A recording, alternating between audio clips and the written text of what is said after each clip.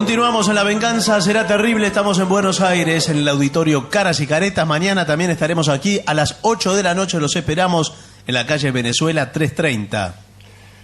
Accediendo a gentiles pedidos, vamos a difundir un informe acerca de la prostitución en la India en el siglo VII de la era cristiana.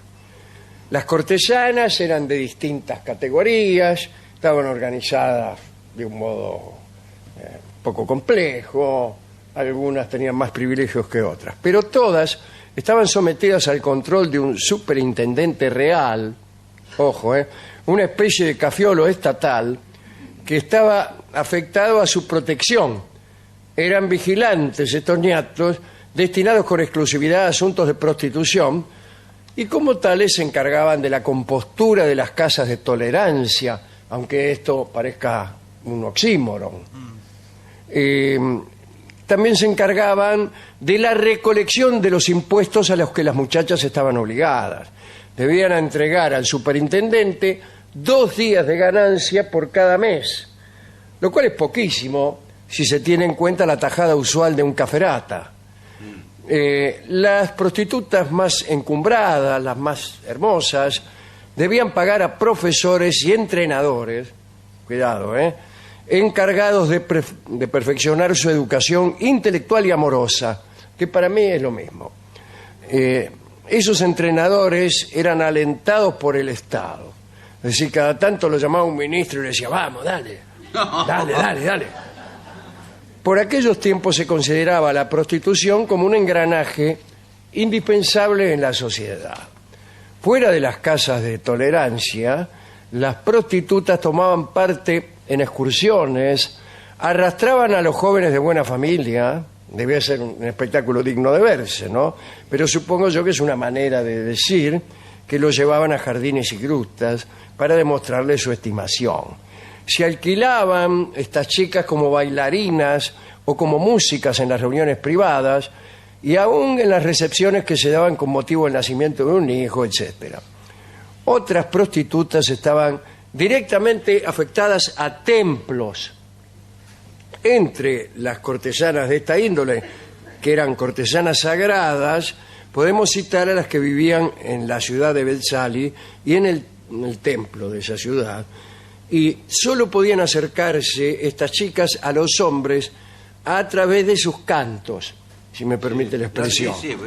Sería mejor decir de sus canciones. Sí.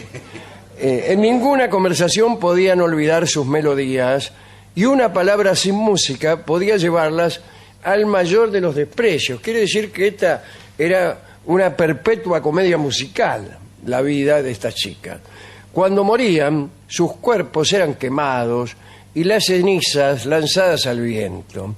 Sus hijos, si es que los tenían, no podían acceder a ninguna de las castas. No tenían derecho alguno a reclamar un padre. En las casas de Mansevilla, el precio se fijaba por anticipado, como es lo correcto, para no llevarse sorpresa. Sí. Después entraba y decía, bueno, momento, ¿de cuánto estamos hablando? Curiosamente no sabemos, porque variaba este precio, según la estación del año. ¿Qué cosa? No veo que sea una cosa como para sorprenderse, porque efectivamente resulta más enojoso algún asunto de amor cuando hace calor, por ejemplo. O con el frío, no sé. A lo mejor con el frío aumenta la demanda, no estoy seguro. A mí me parece que no. Me parece que con el frío las virilidades se sosiegan. Pero, bueno, no sé decirle qué quiere que le diga. No sé. Si cobraba más caro cuando hacía frío. Estudios de mercado que no tenemos acceso. Bien. La mitad de la suma pagada se entregaba a la prostituta elegida y la otra mitad se utilizaba para el alquiler de cierta vestimenta indispensable para estar en aquel lugar. Tenías que vestirte de un modo especial. Y el cliente después tenía que devolver esas pilchas cuando se iba. ¡Ey! Yo no quisiera ponerme... Sí, no, pará, no sabés quién estuvo antes. No, bueno, pero es una ropa... Yo le puedo decir quién estuvo. No. Ibas, te ponías el traje de cliente, te lo sacabas y lo devolvías. Los jóvenes kshatriya reclutaban a sus queridas entre las cortesanas más cultas. Mirá vos. buscaban a las que sobresalían en las 64 artes.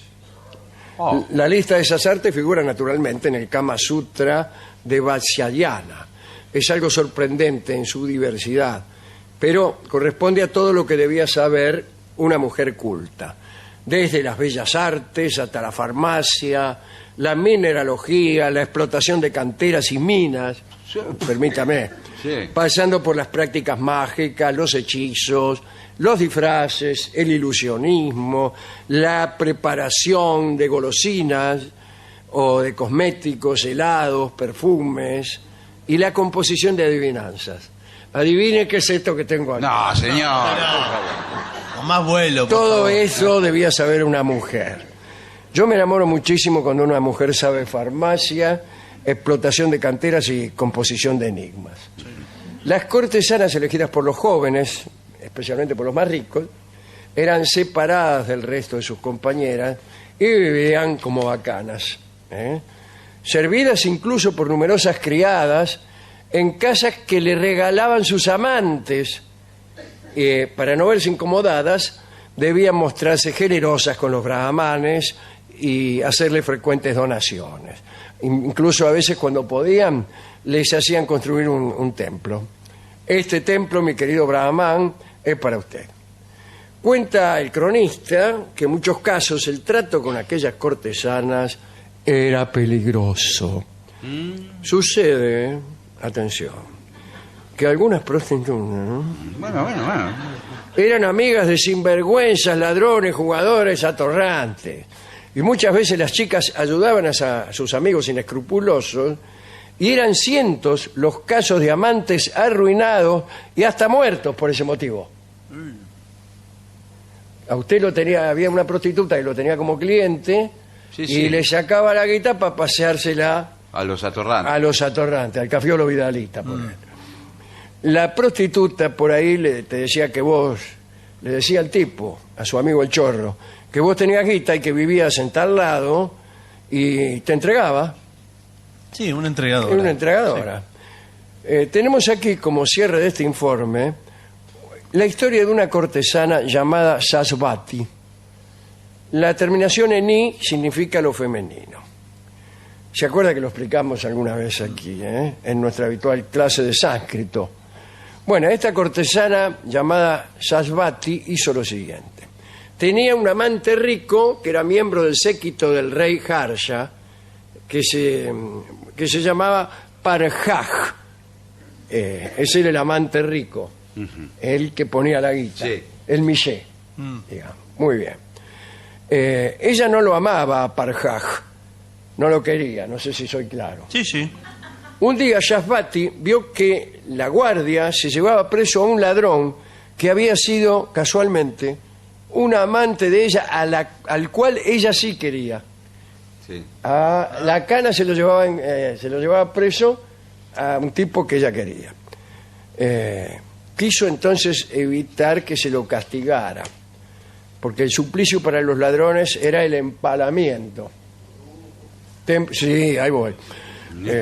Sasvati mandó a uno de sus sirvientes o sirvientas a casa del jefe de la guardia con la intención de corromperlo.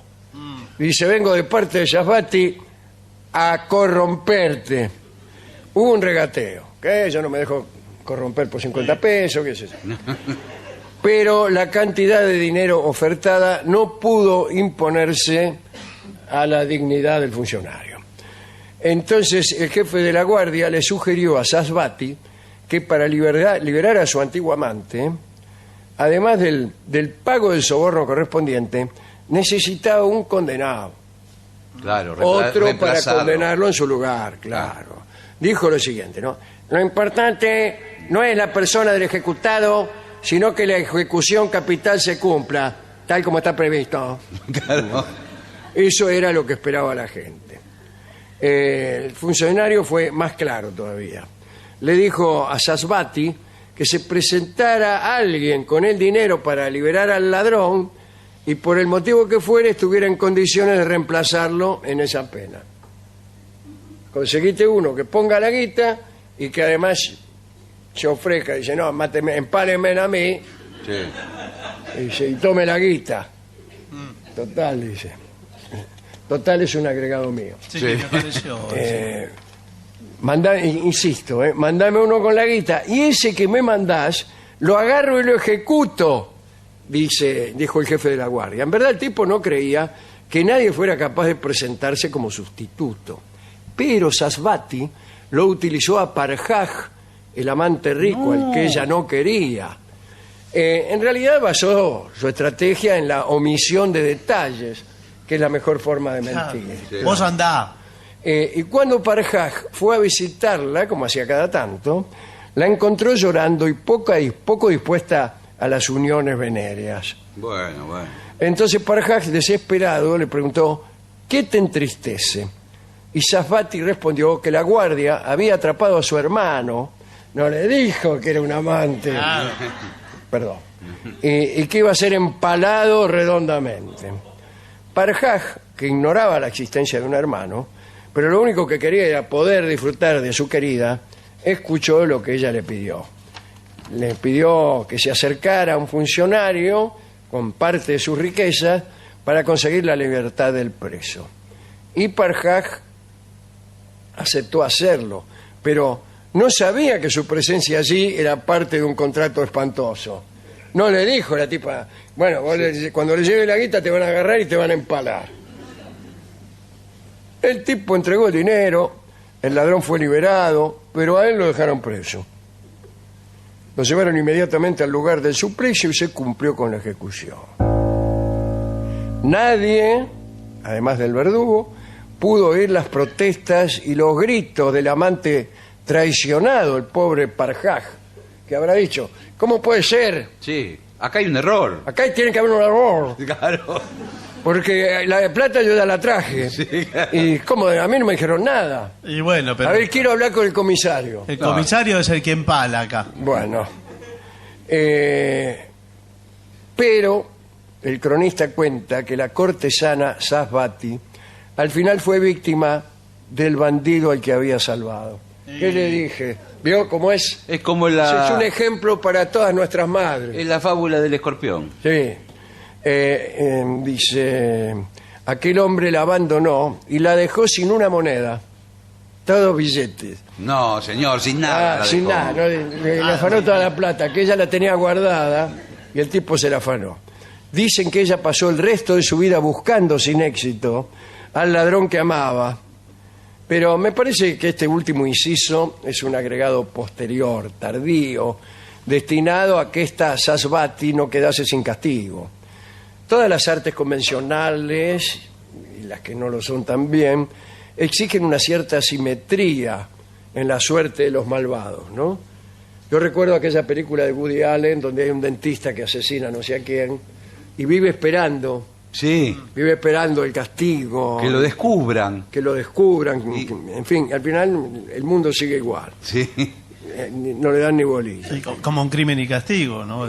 ¿Cuántas obras? Bueno, pero ahí sí, Ahí sí, pero la espera del castigo es el centro de la carne de ese libro. Tremendo. Raskolnikov esperando que lo castiguen y castigándose él mismo con una gran angustia.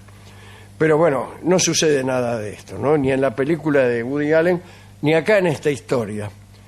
Es muy probable que Sasvatis, a lo mejor en la realidad se quedó nomás con ese ladrón y por ahí vivió una vida también mediocre, como la de casi todos nosotros. Pero la historia oficial dice Que que se ella fue. lo buscó y no lo encontró. Chao. ¿A quién podemos dedicar esta charla?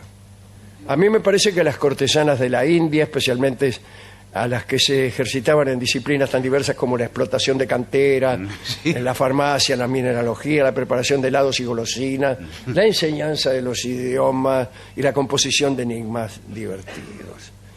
No es que componer adivinanzas no es una cosa menor, no es pequeña cosa cuando el amor decae. Si ya usted no siente tanto deseo, está bueno jugar a las adivinanzas. ¿Funciona eso de...? Y entretiene. un ¿Funciona? ratito, sí. No, no para nada. Ah, Hemos pensado durante largo rato la composición musical que iba a servir para ilustrar esta charla sobre prostitutas de la India, y hemos encontrado una composición de Astor Piazzolla que se llama Burdel 1900.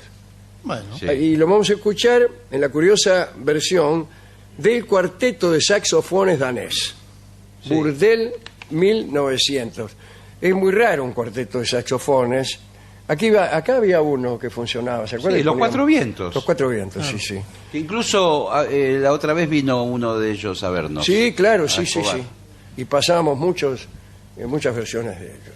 Escuchemos entonces Burdel 1900 en homenaje a todas las prostitutas de la India.